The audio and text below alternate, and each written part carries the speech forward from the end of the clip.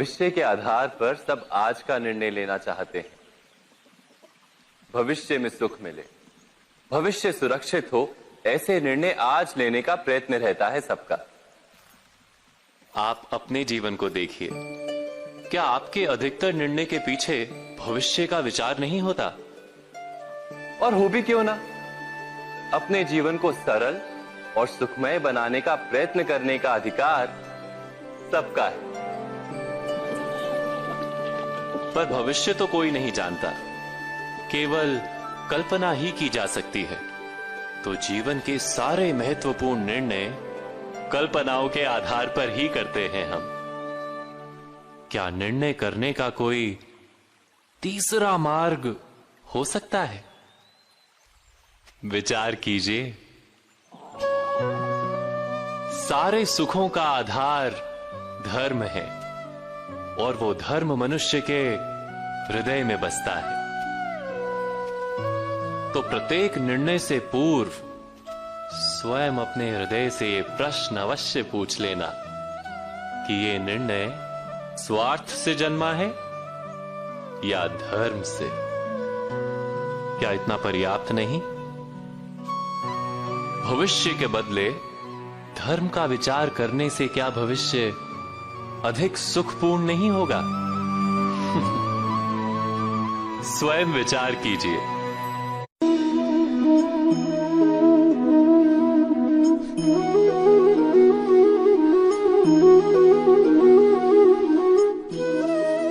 जीवन का हर क्षण निर्णय का क्षण होता है। प्रत्येक पद पर दूसरे पद के विषय में कोई निर्णय करना ही पड़ता है और निर्णय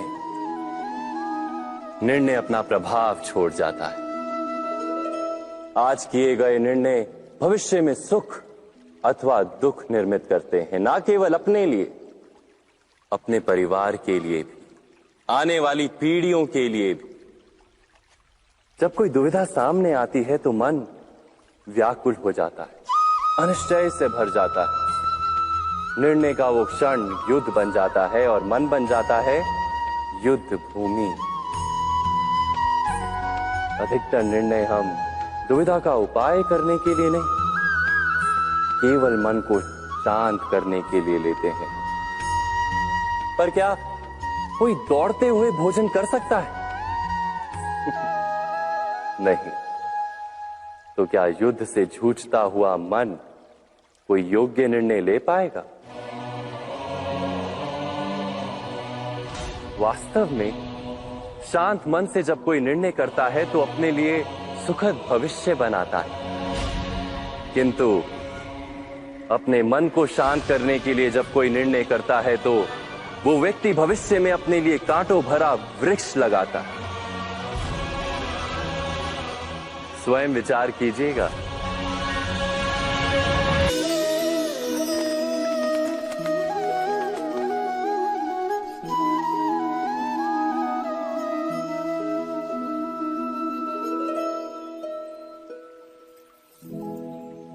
निर्णय के क्षण में हम सदा ही किसी अन्य के सुझाव, सूचना, मंत्रणा या परामर्श को आधार बनाते हैं और हमारे भविष्य का आधार हमारे आज लिए गए निर्णय के ऊपर होता है।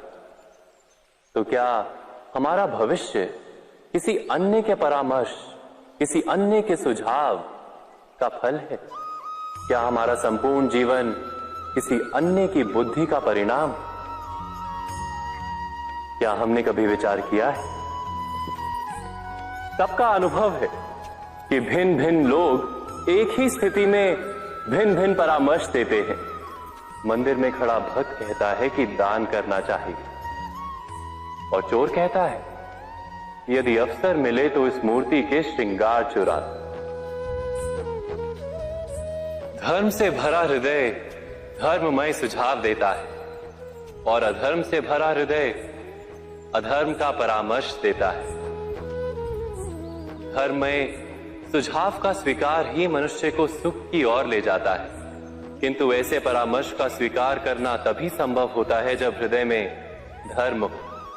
अर्थात किसी का सुझाव अथवा परामर्श स्वीकार करने से पूर्व स्वयं अपने हृदय में धर्म को स्थापित करना क्या आवश्यक नहीं? स्वयं विचार कीजिए।